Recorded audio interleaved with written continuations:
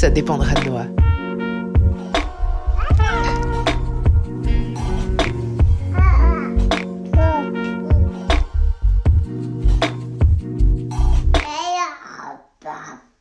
Il y a une chose qui me frappe tout particulièrement depuis que je suis maman.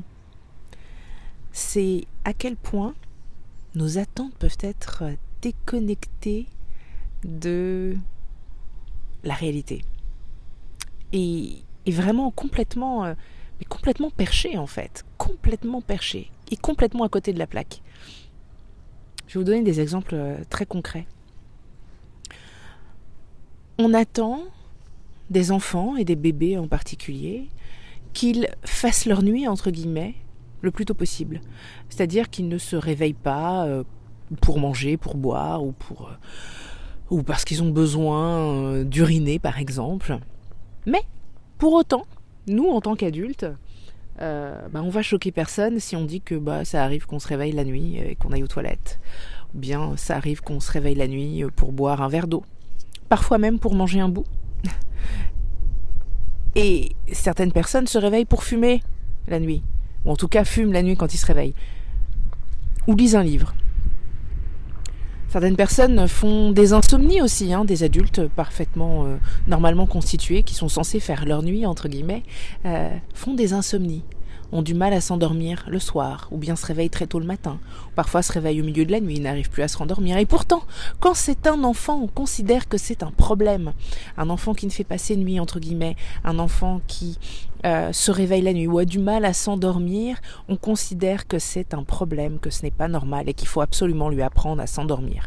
Quand c'est un adulte, bizarrement, on ne perçoit pas du tout les choses de la même façon. Alors on essaye de résoudre le problème quand il y a des cas d'insomnie, mais on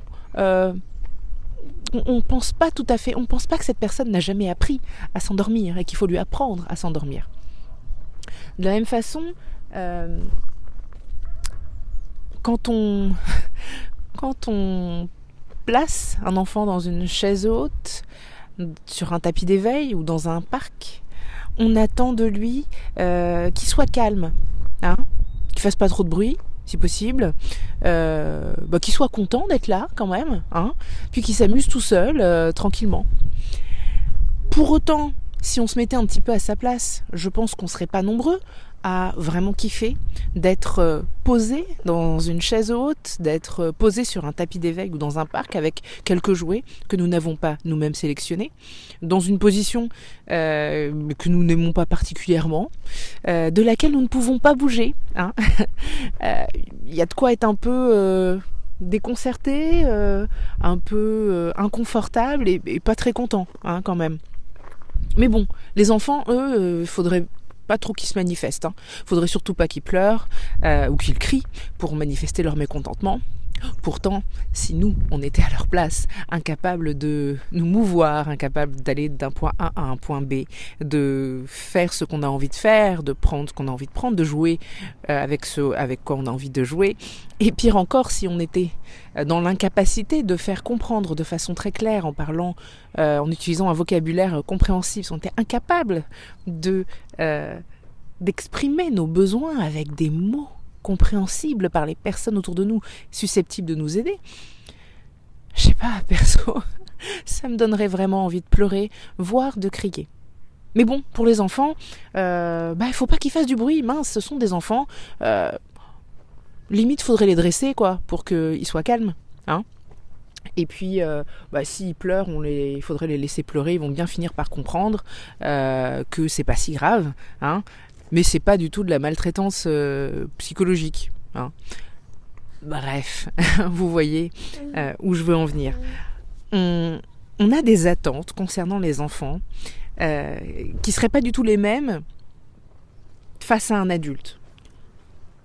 À se demander si on perd toute sensibilité, toute capacité de se mettre à la place des autres, toute empathie, tout ça, ça nous échappe tout à coup quand il s'agit des enfants. C'est comme si c'était des animaux, je sais pas, et encore, parce que je crois que dans certains cas, certaines personnes feraient presque plus preuve de compassion envers un animal qu'envers un enfant, visiblement.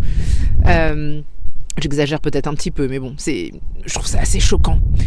Et ce qui est fou, J'espère que les personnes qui n'ont pas d'enfants ne sont pas parties entre-temps parce que oui, il y a un lien avec ton business, parfaitement. Ce qui est fou, c'est que en réalité, on fait pas ça qu'avec les enfants. Quand on a un business, on fait ça avec notre audience.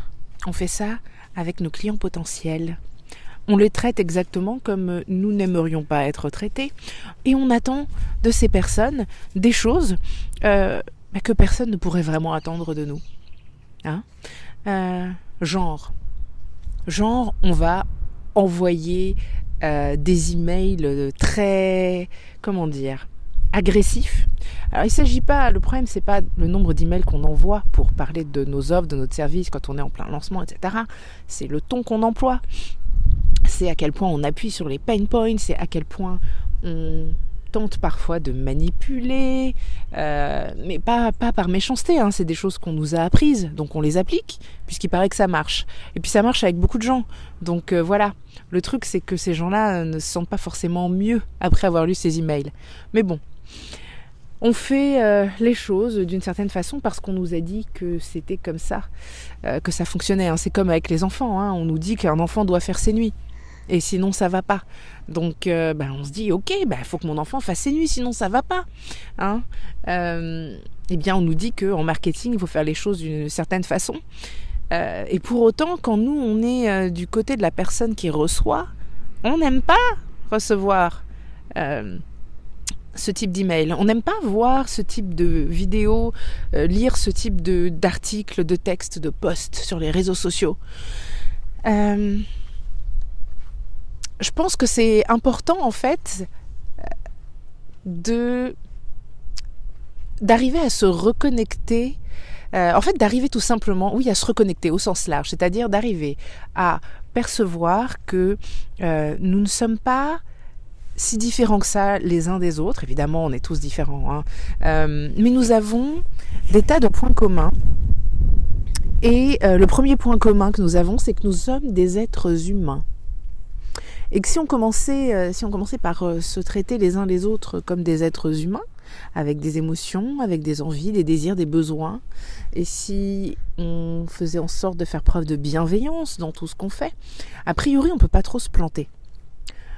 Dans les rapports qu'on entretient avec les autres, hein, enfants, adultes, peu importe, clients potentiels, famille, on s'en fiche, c'est le même principe.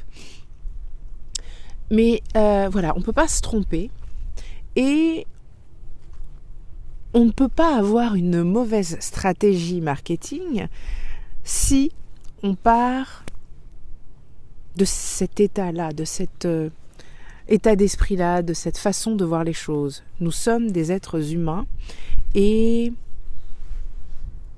nous devrions traiter les autres comme nous aimerions être traités.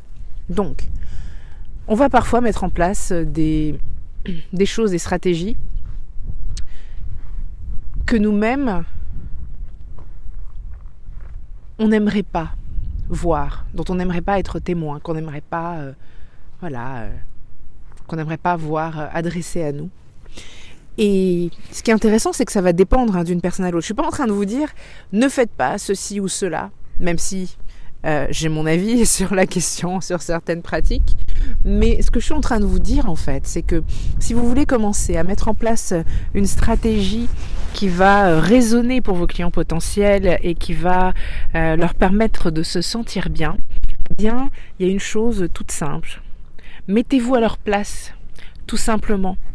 Quand vous écrivez un email, quand vous créez un contenu, quel qu'il soit, quand vous créez même une formation, un e-book, peu importe, un produit, un accompagnement, peu importe ce que c'est, peu importe la nature de votre création, demandez-vous, est-ce que moi, je prendrais du plaisir à voir ça, à recevoir ça?